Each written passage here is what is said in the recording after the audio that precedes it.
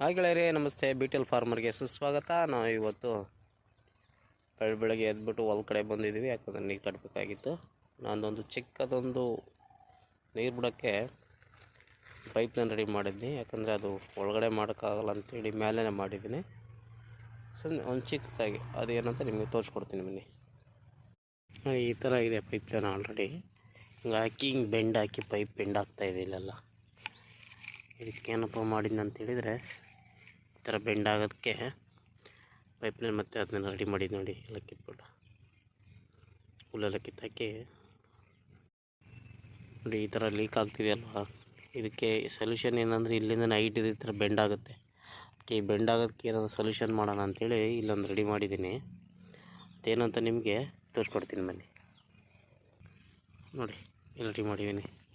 Pipe ಮೇಲೆ length ತೊಗೊಂಬಿಟ್ಟು ಇದು cut ಮಾಡಿ ಒಂದು ಟೀ ಕಲೆಕ್ಷನ್ ಕೊಟ್ಟು ಇದಕ್ಕೆ ರೆಡಿ ಮಾಡಿದ್ದೀನಿ.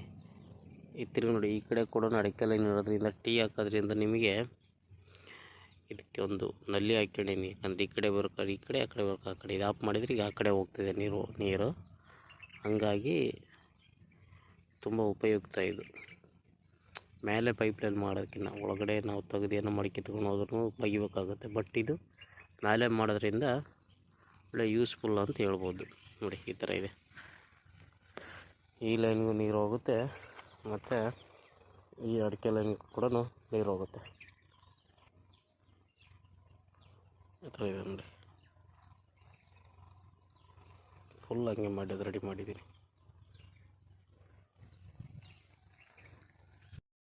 ಕೆಳಗೆ ನೀರು ಹೋಗ್ತಿದೆ ನೋಡಿ, ಇಷ್ಟು ಲೈನಾಗೆ ಪೈಪ್ಲೈನ್ ನೀರು ಕೂಡ ಚೆನ್ನಾಗಿ ಹೋಗ್ತಿದೆ ನೀರು.